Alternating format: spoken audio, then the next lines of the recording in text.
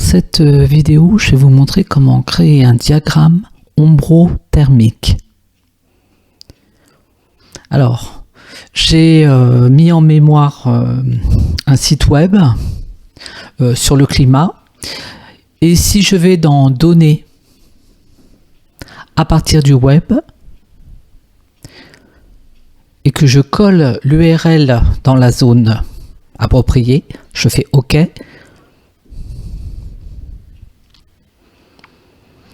Ça va me permettre de récupérer le tableau climatique de Paris. Donc on a déjà des informations. Je vais faire transformer les données parce que je vais faire des petites modifications à l'intérieur des données. Alors, vous êtes dans Power Query. Alors, tout d'abord, ce que je voudrais faire, c'est mettre un titre à la première colonne. Voilà, température, climat. Ensuite, j'aimerais supprimer la ligne numéro 5, celle-ci, la 5. Alors, on va passer par supprimer les lignes. Donc, supprimer les autres lignes.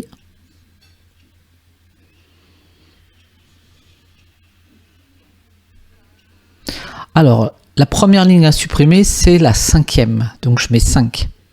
Le nombre de lignes à supprimer, il y en a une, donc je mets 1. Et le nombre de lignes à conserver, il en reste 6. Et si je fais OK, ça m'a enlevé la ligne que je voulais pas. Alors maintenant, je sélectionne l'ensemble des colonnes avec majuscule enfoncée. Je peux cliquer sur la dernière. Et si je fais un clic droit sur l'entête, je vais faire remplacer les valeurs, je vais enlever les points et à la place, je vais mettre une virgule.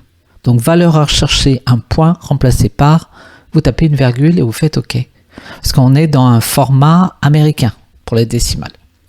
Ensuite, je vais faire un clic droit à nouveau et je vais dire modifier le type nombre décimal. Voilà, ce sont les valeurs que je veux dans mes colonnes. Et vous voyez que les nombres s'alignent bien à droite. Vous faites fermer et charger.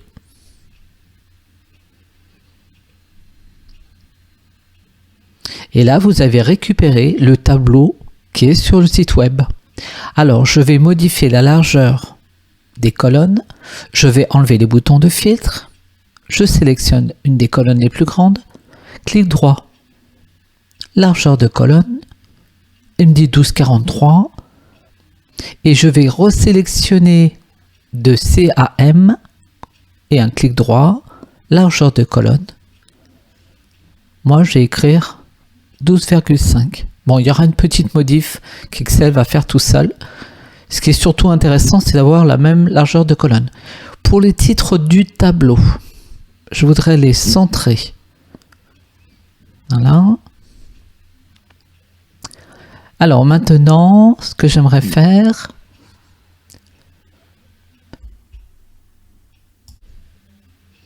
je vais maintenant sélectionner l'ensemble du tableau et le déplacer de 2 lignes vers le bas.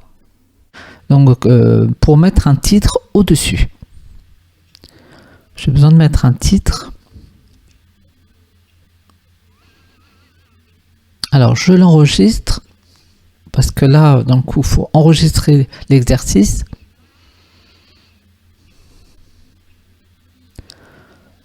Eh bien, vous allez pouvoir enregistrer votre document dans un dossier. Un dossier où vous pouvez mettre tous les exercices que vous faites.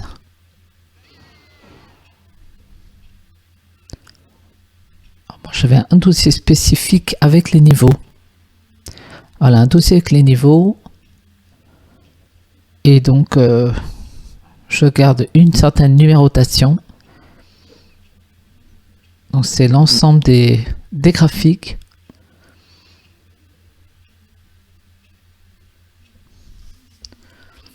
Donc, on appelle ça un diagramme ombrothermique.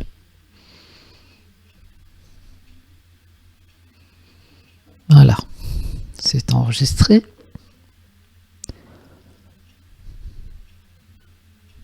Alors, ce que je vais vous montrer maintenant, c'est la mise en forme conditionnelle pour ces 3 lignes, cette plage de cellules.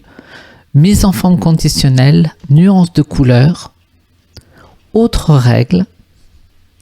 Et en fait, je voudrais 3 nuances de couleur. Donc, c'est une échelle à 3 couleurs. Je commençais avec un jaune pâle.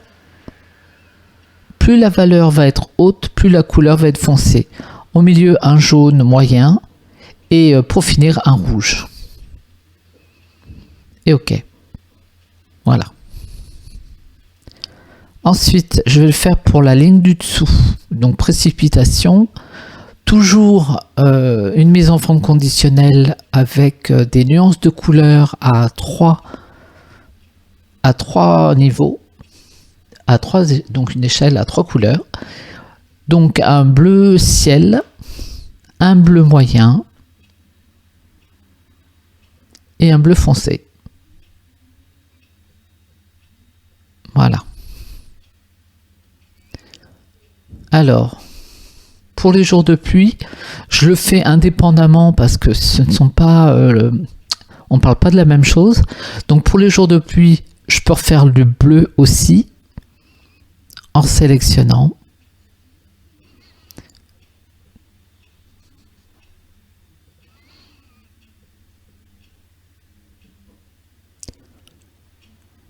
Donc, une échelle à 3 couleurs. Un bleu clair, un bleu moyen et un bleu foncé.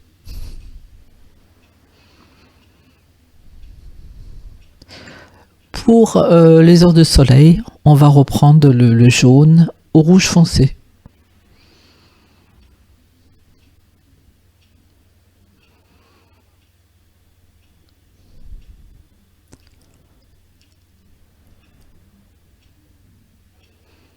Un jaune clair, un jaune moyen qu'on peut laisser tel quel et du rouge.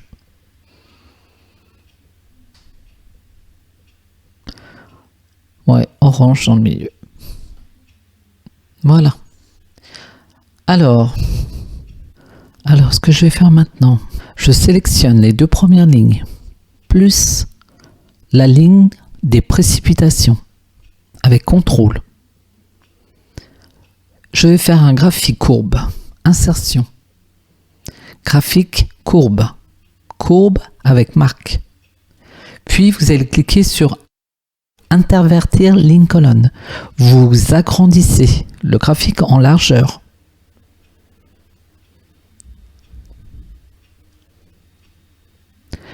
Je vais sélectionner la deuxième courbe qui correspond aux températures et je vais changer les couleurs. Clic droit pour le remplissage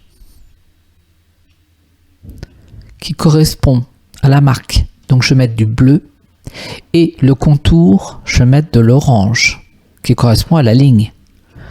Pour donc la courbe du dessus, je vais changer la couleur.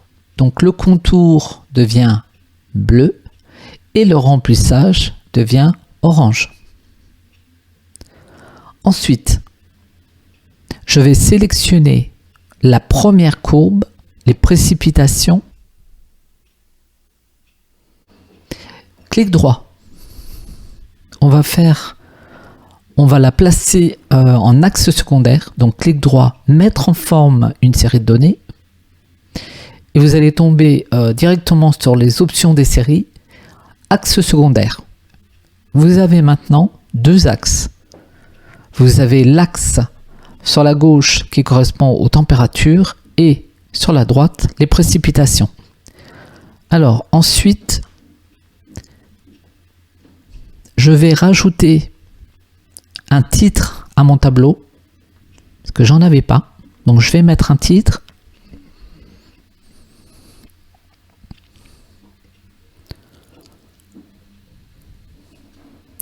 Et je vais modifier déjà son style. la taille. Je vais centrer, fusionner. Donc fusionner, centrer le titre. Le titre du graphique. Je vais dans la barre de formule. Je tape égal. Je clique sur le titre du tableau qui se répercute automatiquement sur le graphique.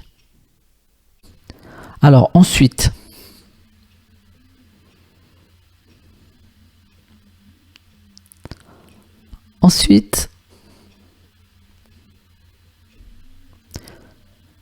il faut que je rajoute la source.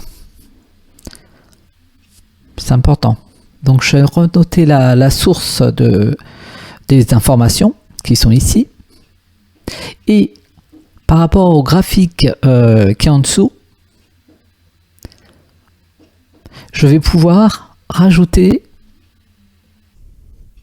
je vais agrandir le graphique en hauteur, je vais ajouter une zone de texte. Avant tout, je modifie la zone de traçage, je remonte la poignée pour la zone de traçage, pour laisser de la place à la source. Et je vais insérer, insertion, zone de texte. Vous cliquez dans la barre de formule, vous tapez égal et vous cliquez sur la source. Ça va se répercuter.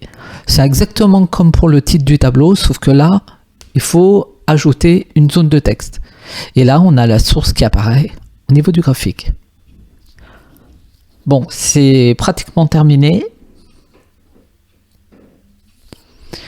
Pour la mise en page, eh bien, je peux passer, je peux refermer la boîte. Si vous passez en aperçu des sauts de page, on peut déjà se mettre en paysage. Ensuite, eh bien, on peut aller voir dans Fichier imprimé ou CTRL P et on va demander la mise à l'échelle, ajuster la feuille à une page. Et ça tient, donc on peut garder ça comme ça, tel quel. Voilà. Et si vous repassez au mode mise en page, vous pouvez rajouter le nom du fichier, la date sur la droite, et vous pouvez rajouter, par exemple, en bas, le nom de la feuille. Voilà. Et là, vous pouvez regarder ce que ça donne. Et c'est bon. Voilà. Donc cette vidéo est terminée.